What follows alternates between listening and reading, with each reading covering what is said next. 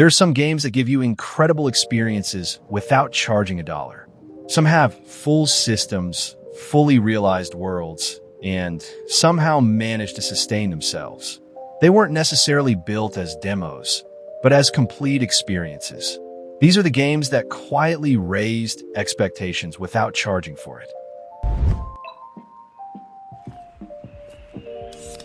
Total Chaos presents itself as a standalone horror experience built on classic shooter foundations, but systems behave more like a survival RPG stripped of comfort. Combat is deliberately restrained, with limited ammunition, fragile healing options, and enemies designed to pressure rather than empower. You're not encouraged to fight everything you see. You're encouraged to choose what is worth surviving. Exploration is slow, claustrophobic, and resource-driven. Levels loop, hide shortcuts, and obscure their safest routes, forcing you to memorize space and threat patterns rather than relying on markers or clear guidance. The world itself becomes a system you must learn, with sound cues, lighting, and environmental hazards functioning as mechanical signals. Progression is grounded in endurance rather than growth. You don't become dramatically stronger. You become more careful. Supplies remain scarce, and each area introduces new pressures that challenge habits rather than escalating power. The game's design philosophy treats survival as a limited condition rather than an expected state. Reception reflects that commitment. Critics praised its atmosphere, environmental storytelling, and uncompromising tone, while some players found its pacing and scarcity exhausting. Total Chaos is out there for you to experience free of charge.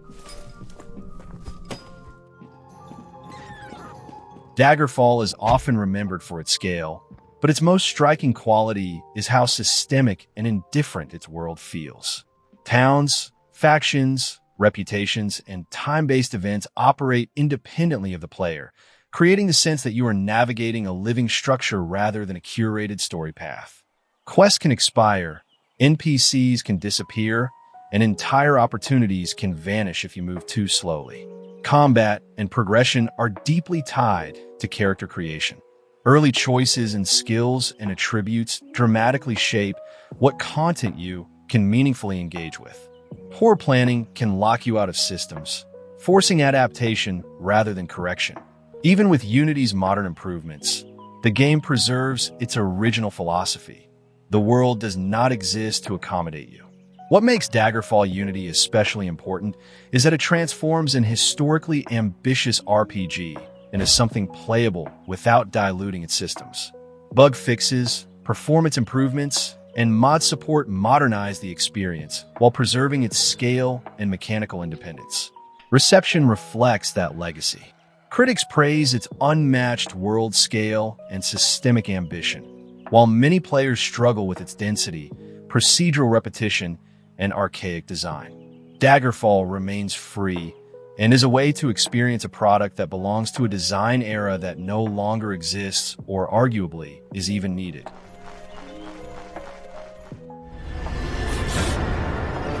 Where Winds Meet presents itself as an open-world wuxia RPG, but its systems also lean into simulation and long-term progression as well. The world is expansive, yet deliberately structured around stamina management, environmental hazards, and conditional movement. You're traveling, but also navigating terrain that results in a surprisingly interesting exploration. Combat blends martial arts choreography with RPG stat systems, but it rewards discipline rather than aggression. Positioning, stamina conservation, and timing matter more than raw output. Enemies are designed to punish repetition, encouraging adaptation rather than memorization. Progression is tied closely to faction standing, skill schools, and regional influence. Choices shape how areas respond to you, what techniques become available, and how conflicts unfold. You're rarely pushed toward a single correct path. Instead, the game encourages specialization and long-term identity building. Its reception has been cautiously optimistic. It deserves praise for its ambition, world design, and systemic depth, while the technical roughness and onboarding challenges certainly should be highlighted. Where Winds Meet remains free not as a demo, but but as a full-scale RPG still evolving around a deeply simulation-driven core. Midastry looks like a simple factory builder, but it operates as a hybrid of resource management, tower defense, and survival strategy. Every system revolves around efficiency, logistics, and long-term sustainability. You're not just placing structures, you're designing production ecosystems that must survive constant external pressure. Enemy waves escalate gradually, forcing you to refine layouts, optimize supply chains, and anticipate bottlenecks. Mistakes propagate across your entire network, meaning a single inefficient design choice can destabilize large sections of your infrastructure. Progress is earned through planning rather than speed. Campaign progression introduces new materials, mechanics, and environmental hazards that challenge established strategies. You're encouraged to rebuild, redesign, and rethink rather than settle into static solutions. The game resists dominance, instead fostering a mindset of continuous adaptation. Reception has been quietly strong. Critics and players praise its depth, modular systems, and endless scalability, while newcomers often struggle with its learning curve. Midastry maintains systems that are strong enough to sustain themselves for free. Warframe operates on a scale that even most paid RPGs never reach, yet remains entirely free. What begins as a fast-paced shooter quickly reveals itself as a sprawling progression labyrinth built around mastery rather than linear leveling. Progression is layered across warframes, weapons, companions, mods, relic systems, open-world factions, railjack space combat, and narrative quest lines that permanently alter the game structure. Advancement is slow by design, but it is deeply cumulative. Each system feeds into the next, creating a sense of long-term ownership over your account rather than disposable progress. Combat prioritizes motion, rhythm, and flow. Movement is not cosmetic, it is survival. Enemies scale aggressively, forcing players to learn positioning, ability cycling, crowd control, and damage synergy instead of relying on raw stats. The game's real challenge lies in efficiency, understanding how mods interact, how damage types behave, and how to maintain momentum under escalating pressure. The game does not teach these systems gently. Knowledge becomes power, and power must be earned. Narratively, it evolves from cryptic atmosphere into one of the most unexpectedly ambitious sci-fi mythologies in modern gaming. Its storylines confront identity, memory, exploitation, and autonomy, often reshaping the player's understanding of their own role within the universe. Key quests permanently alter mechanics, locations, and progression flow, reinforcing the idea that narrative is not separate from gameplay. It restructures it. Its reception reflects that magnitude. Critics consistently praise its generosity, depth, and mechanical ambition, while acknowledging its intimidating complexity and onboarding challenges. Warframe is not small, despite being free. It is a big game with a lot of content. And that is what makes it one of the most important live service RPGs ever created. Offworlder, interested in working? Battle for Wesnith looks like a traditional fantasy tactics game, but its design philosophy is far more deliberate than its modest presentation suggests. It is fully turn-based and built around terrain control, unit positioning, and long-term resource planning rather than raw damage output. Every unit carries permanent traits that influence its effectiveness, meaning armies slowly develop personality rather than functioning as interchangeable pieces. Victory is often decided by preparation and formation rather than by single powerful turns. What separates this from most strategy RPGs is its treatment of attrition. Units that survive become more valuable over time, while losses carry emotional and mechanical weight. You're encouraged to retreat, preserve veterans, and think several battles ahead rather than sacrificing pieces for immediate gains. The game conditions players to value sustainability over dominance, reinforcing a campaign-level tension that persists beyond individual encounters. Progression is intentionally restrained. You don't unlock increasingly spectacular abilities. You build stability, learn faction synergies, and adapt to evolving threats. Each campaign introduces new mechanical pressures that challenge your habits rather than reinforcing them. Difficulty isn't just scaling numbers and becomes about system mastery. Reception has been consistently positive for years. It's praised for its balance, depth, and campaign variety, while new players often struggle with its understated presentation and steep learning curve. Westnith was built as an open project, but its systems rival many paid strategy RPGs in longevity and depth.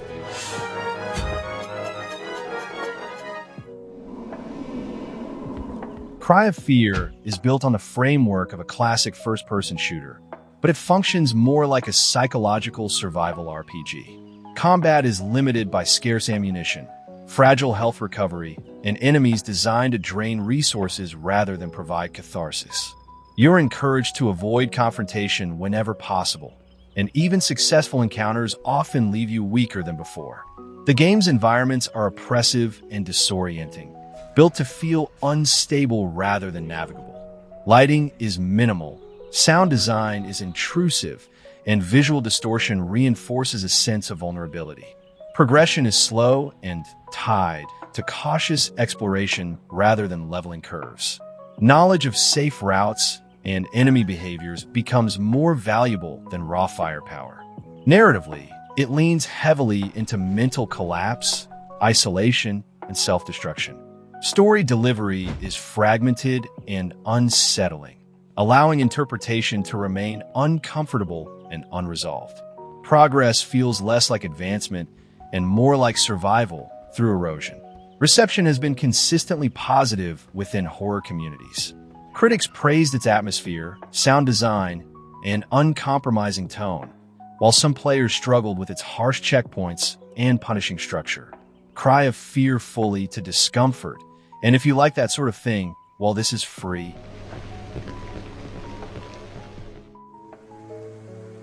Moonring looks like a minimalist retro RPG, but its structure is closer to a slow, deliberate sandbox than a nostalgia project. The world is open, quiet, and deliberately underexplained, forcing you to learn through observation rather than instruction. There are no quest logs pushing you forward, no obvious narrative rails guiding progression. Instead, the game encourages wandering, listening, and experimenting, treating discovery itself as the primary form of advancement. Combat is turn-based and stripped down, but deceptively demanding.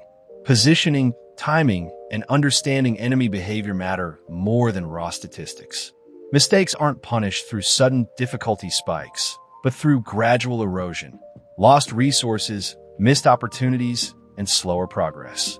You're rarely blocked outright, but you can quietly drift into inefficient play if you fail to understand the systems beneath the surface.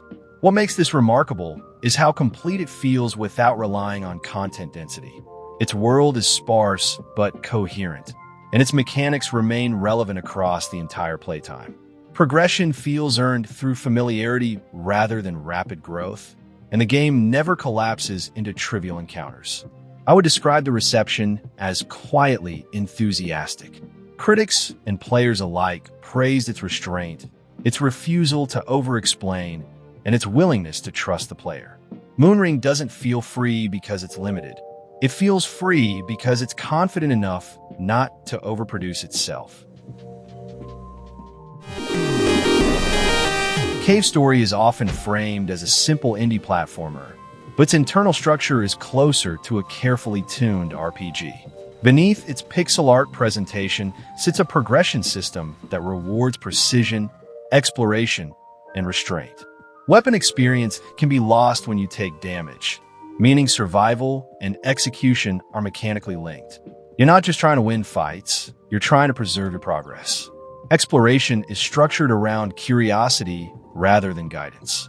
The game rarely points directly towards secrets, encouraging experimentation and attention to environmental detail.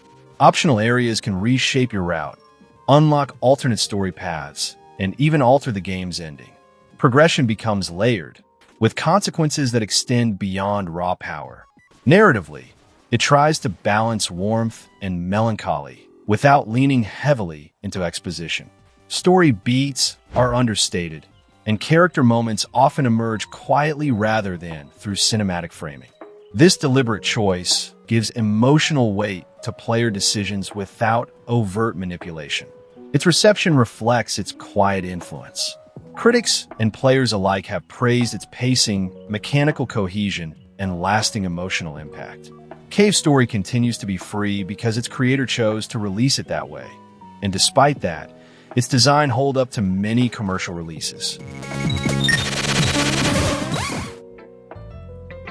Doki Doki Literature Club presents itself as a harmless visual novel, but its true design is far more mechanical and subversive than its surface suggests. Beneath its cheerful interface sits a system that actively manipulates player expectation, memory, and control. Progression is not about improving a character. It's about understanding what the game is doing to you as a participant. Choices appear cosmetic at first, but they subtly reshape what information you're allowed to see and what paths remain accessible. What makes this game especially effective as an RPG-adjacent experience is how it treats narrative as a system rather than a script. Files, saves, and menus become part of the mechanical space, turning the game itself into a responsive structure that reacts to player behavior. Progression becomes a negotiation with the software rather than with fictional characters, which reframes agency in an unsettling way. The horror isn't delivered through enemies or survival mechanics. It's delivered through distortion of tone, interface, and expectation.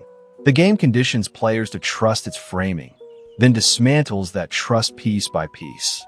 Emotional investment becomes a vulnerability rather than a reward. Reception reflects its cultural impact. Critics praised its originality and narrative manipulation while noting that its limited traditional gameplay can alienate some players. DDLC is an experience that is essential, especially since it's free. Stalker Anomaly is not a typical mod.